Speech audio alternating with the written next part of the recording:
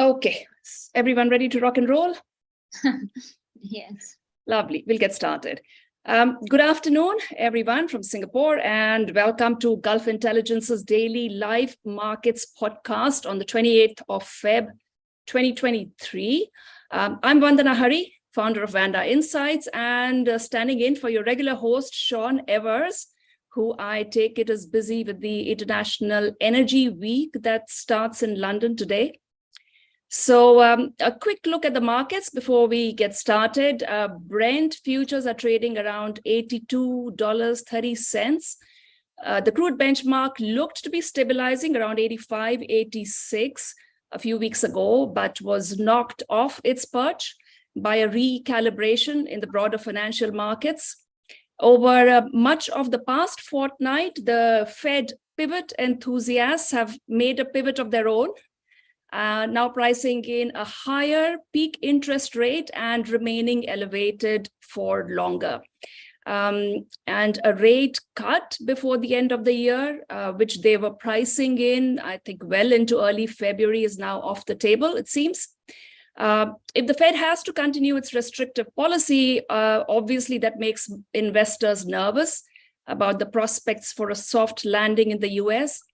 And little wonder that we have seen risk assets lose their footing over the past fortnight.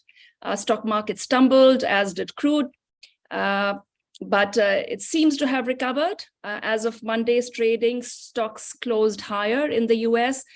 This morning, the benchmark indexes have opened in the green. So we may again be in for another stint of relative stability. That's what we predicted in our latest weekly oil views letter. The Vanda Insights oil views letter is included in your daily digest. You can click on the link and have free access to it. So with that, let me welcome today's guests. We have Ulla Hansen.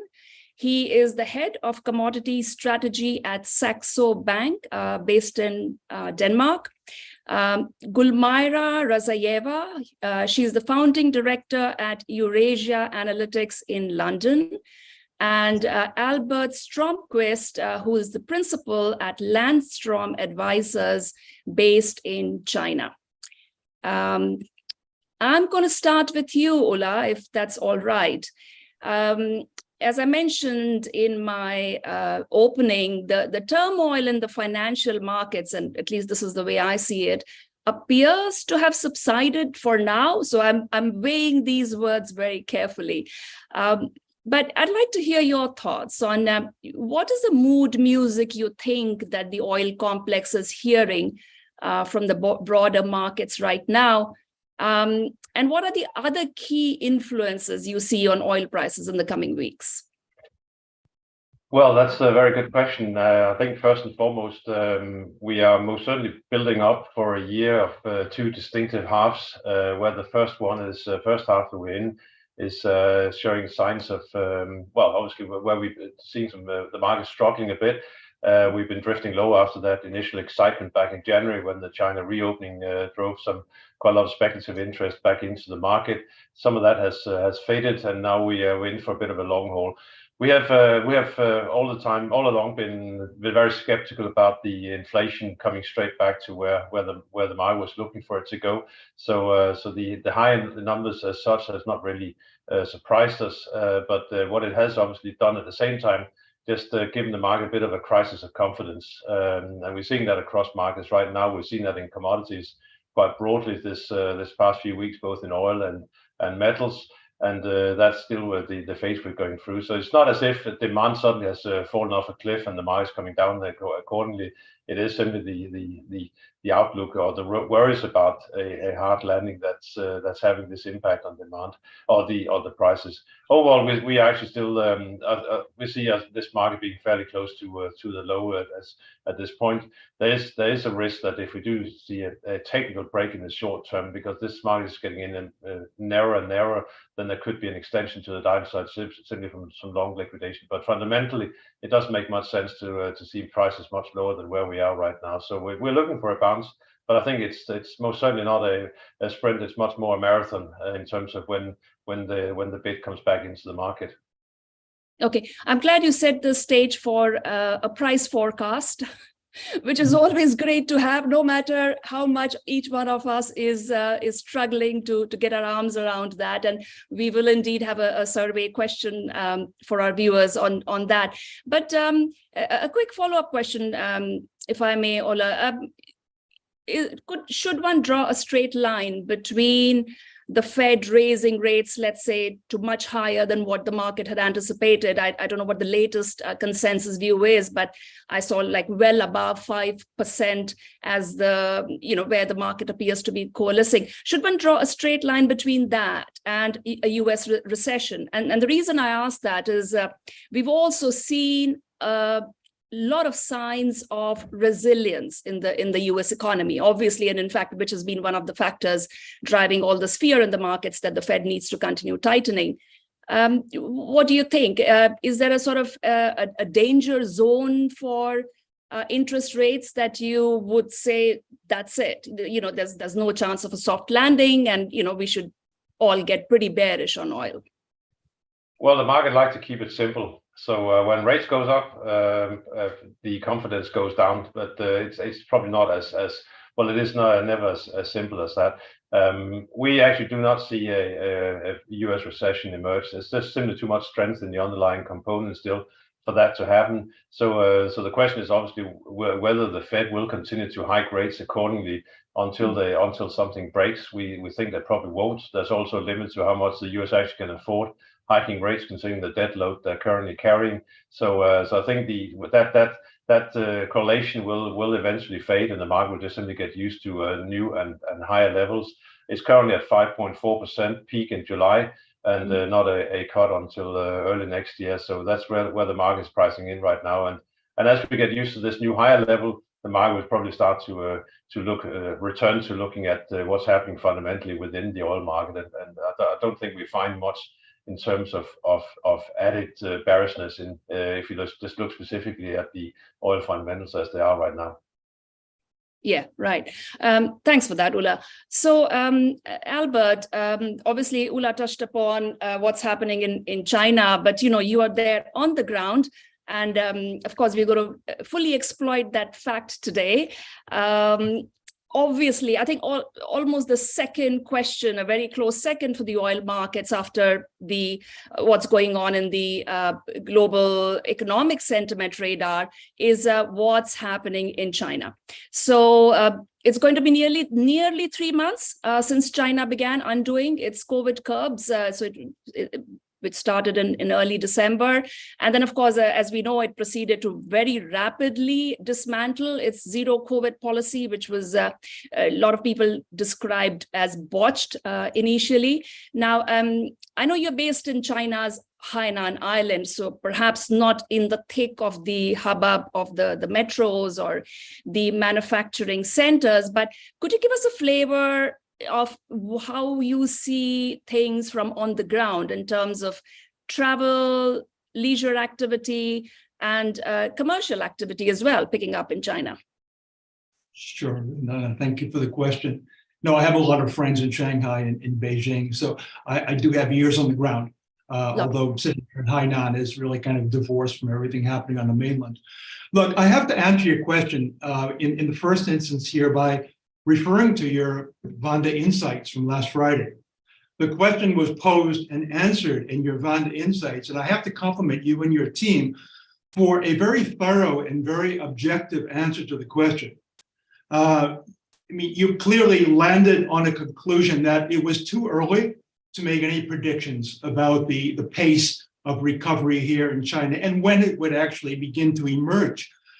At the same time, there's considerable uncertainty here in the country among the population. They're still recovering from the shock of the termination of COVID controls in December.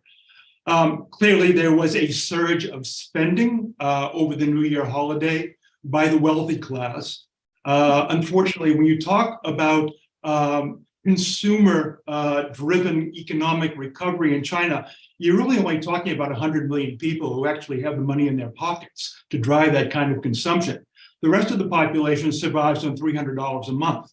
So it's a very interesting study in kind of wealth disparity here in this country. And where I sit, sometimes I have to pinch myself and say, look, that's not an indication of consumer confidence here, what I've seen in the past 5 or 6 weeks. It's too early to tell. The trend seems to be both among companies and individuals to err to the side of conservation, to keep their resources in hand, the powder dry, so to speak, until there's a clear indication of direction in economic activity here in China that would change their sentiment and provoke a movement toward greater spending and investment. Yeah, that's quite a sobering reality check. Thanks for that, Albert. You know, I've been coming across some quite phenomenal figures of so-called excess savings with the Chinese households accumulated over the pandemic. And again, let's just remind ourselves, this is like 3 years of pandemic for that country, in contrast to the rest of the world, which was pretty much out of it after 2 years. I've seen the figures at 3 to 4 trillion yuan, which works out to about 430 to 576 billion US dollars. So am I hearing you right when, if I say that you're not saying that by any means that this is the money we should look at is like ready to flood the markets with revenge spending and what have you from the Chinese citizens? No, it's not ready. It's ready to be spent at the appropriate time. It's not flooding the markets yet, except for extravagant spending over the New Year holidays. Oh. The big indicator of that sentiment change would come in the property sector, right? Where there is a considerable degree of distrust toward property developers now because of the high inventory of new housing that was built off plan and has not been completed, leaving people on the hook to pay mortgages where their property hasn't been delivered yet. And this is a huge problem, in addition to the overhang of the property market. Yeah. So there's going to be a considerable degree of restraint before the consumers who have that wealth in their pockets dive back into the property sector.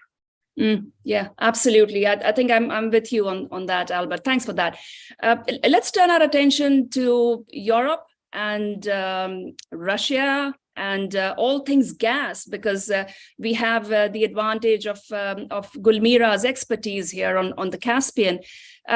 So Gulmira, we had Russia accounting for just over 50% of Europe's gas imports until before the invasion. And that share, I understand, has now dropped to just around 20%. And presumably expected to remain at those low levels unless Putin decides to pull the plug on the remaining gas supplies as well, and who knows. But just setting that uncertainty aside, obviously we've seen the EU seek out new sources of gas other than Russia on quite a war footing since last year.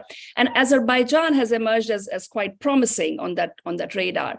I'd like your view on how realistic is this, because obviously, turning gas into liquefied natural gas or pipeline gas and putting the infrastructure in place, getting the contracts in place is usually a matter drawn out over several years. We haven't seen anything happen overnight other than probably, floating storage regas units. How much of this Azerbaijan coming up as a major gas supplier to Europe, a pie in the sky, and what do you see actually doable going forward in the next several months? Well, that's right. Azerbaijan is one of those countries where the gas from an alternative source has been exporting to Europe since end of 2021. So it's been slightly more than a year that Azerbaijan started exporting. Annual contract quantity is 10 BCM, but last year, because of the crisis, the export volumes was increased to 11.4 BCM. So, because the European consumers asked the country to increase the export, it's probably the only country in the Caspian region, or among those, let's say, Central Asian energy resources rich countries that managed to have its independent energy policy without looking back to the Kremlin's reaction, and it managed to initiate, together with the European Union, this very important, actually somewhat 40 billion cost of project, which called Southern Gas Corridor, to start exporting gas to Europe and to those countries that are very much in need of this gas coming from alternative sources and via the new routes, because those countries like Greece, Bulgaria, and Italy were pretty much dependent on the Russian supplies, on one single gas exporter, which was Gazprom for them, especially for Bulgaria, which was dependent on Russia for almost 98% before. So the region is pretty much diversified its gas supplies, and they are not that dependent, reliant on the Gazprom gas any longer. Apart from the Azerbaijani gas, they receive also LNG. But in July last year happened a very important event. Ursula von der Leyen, the European Commission president, visited Baku, met President Aliyev, and asked Azerbaijan to double those 10 BCM of export to the EU. And there was a number of countries, quite a number of countries that showed their interest to new countries, not those that Azerbaijan is currently exporting gas, showed interest to start importing gas from Azerbaijan starting from 2027, in just a few years down from now. Well, the question is, does Azerbaijan have this much gas to export to Europe just in 5-6 years? Exactly. And if it does, I mean, it's not easy to produce this gas, because some of the fields, they are currently under PSAs that are being developed by the international consortia, and it's obviously not only Azerbaijan and state-owned company of the country, SOCAR, but international global majors such as BP, Total, and others. So yes, there are a lot of conditions, terms, even uncertainties that these gas can be produced and exported, because again, billions of dollars needs to be invested. The country definitely has gas, has potential. There are few fields that currently under development. They are producing fields, and there is a great potential to increase gas production from those fields. But the country needs probably fairly some guarantees to start, investing before they will go ahead with final investment decision. Guarantees of purchase guarantees, and they need to secure the market for at least next few years. The long-term contracts are not popular, had been not popular until just recently when the crisis started, and it would be interesting to see whether this commercial potential customers will be willing to sign long-term contract in order to give the purchase guarantee for many years, let's say 10 years, 15 years, to those gas producers to start investing and producing. And then all those Southeast Europe and Central European countries, they are willing to import that gas, and even 10 BCM would not be enough to supply those countries. Yeah, so Azerbaijan has gas under the ground for sure, but as you point out, where are the funds going to come from to very quickly develop the infrastructure? And then the other big hurdle is Europe being reticent to sign long-term contracts. And from what we know around the world, LNG producers still need the guarantee of long-term contracts. Thank you very much indeed for those insights. We'll stay on the topic of gas and Europe, and I'll come back to you, Ollie.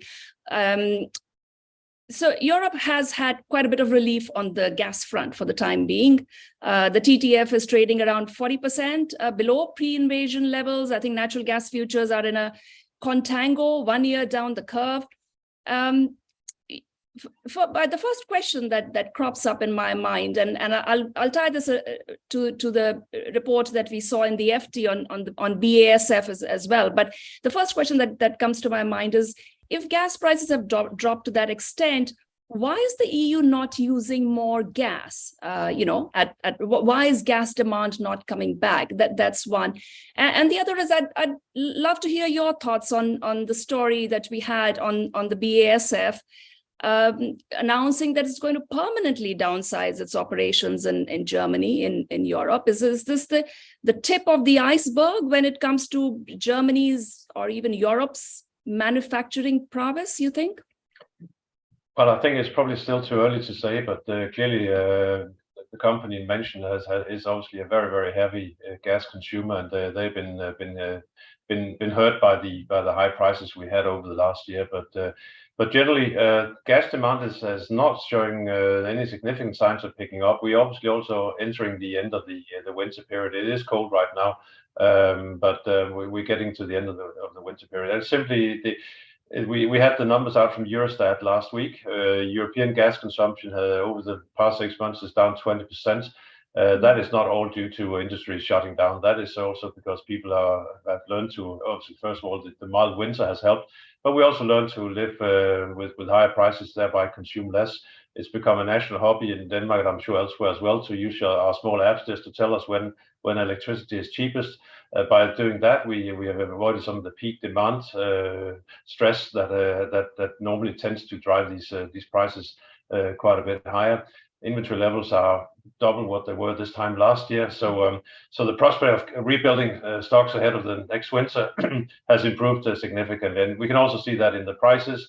The TTF spot is around 47 euros. The price for next winter is around 55 and around 54 the following year. So you can basically now hedge your winter consumption the next 2 years at around just above 50 euros, which is obviously helpful. But returning to the BASF story, I think a lot of others will be waiting, because there's also going to be a carbon import tax coming later this year. Basically meaning if you're producing outside Europe, you'll have to pay a tax on carbon intensive production coming into Europe, and that probably needs to take into consideration as well.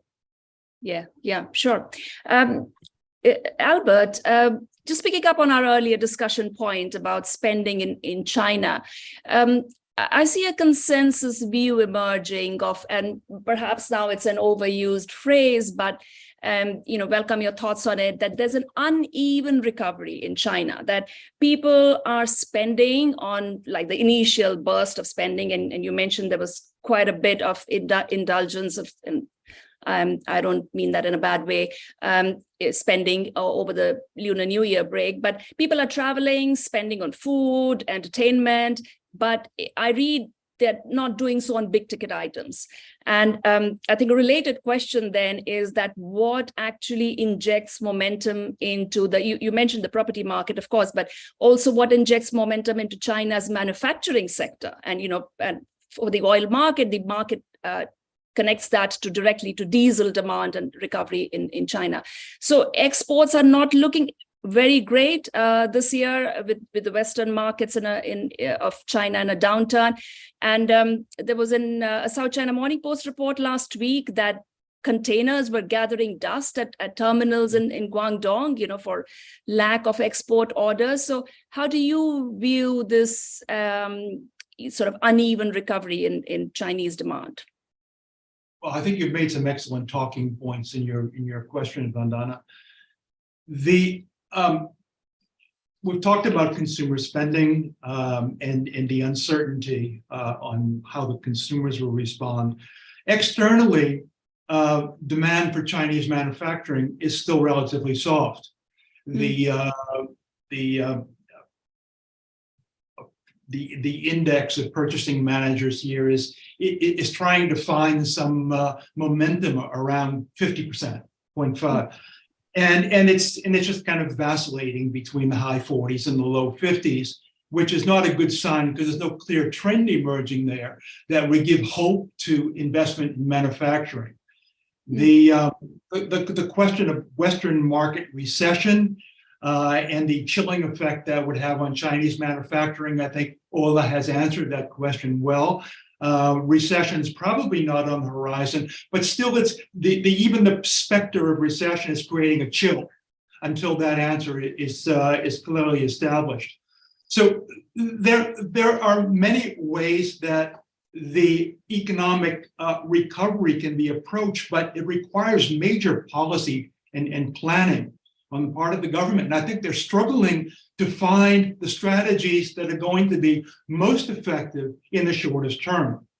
So the infrastructure is always put on the table. We can build more infrastructure. Yeah. But the infrastructure is already pretty well built out in China. There are bits and pieces that can be added to it. And then you have to ask, infrastructure adds wages to workers in the economy. But when it's coming from one government pocket into another government sovereign-owned contractor doing the work, how much is it actually contributing to the economy? Yeah. So these are all very pressing questions that for which there are no clear answers today. Yes, we in a few days they're going to start the annual legislative is it assembly or the annual meeting that plans for the policy, and we're expecting to see some fiscal incentives being rolled out. Would you hold out much hope for what we might see in terms of what how the government is planning to tweak the machinery? All of that is being held, I think, apparently very close to the vest. And I think it might have been a more interesting participation here on my part if that meeting were behind us and we could actually talk about the policies that seem to be emerging. Yeah, fair enough. Thanks for that, Albert. Gulmira, Russia has been making overtures to its Caspian neighbors, and prominently Kazakhstan and Uzbekistan. I'm not sure what the relationship with Azerbaijan is, but it's floated this idea of trilateral cooperation on gas, presumably to find ways to ship pipeline gas to China through these countries, and in addition to the power of Siberia routes, of course, which is already in place. How successful do you think Moscow will be in this pursuit? Well, the Chinese market at the moment is now becoming actually the only viable market for the Russian gas, because given that Russia is losing the European market, actually it's much less than 20% at the moment, and probably this will get lesser and lesser year on year until most of the European countries will simply stop importing gas from Russia. So I think that the Chinese market is now becoming very important market for the Russian gas. Power of Siberia is almost fully utilized. So last year Russia exported around more than 15.75 BCM of gas to China, and obviously it wants to increase to at least double these volumes of export to China, and for that infrastructure is needed. The free capacity pipeline is needed.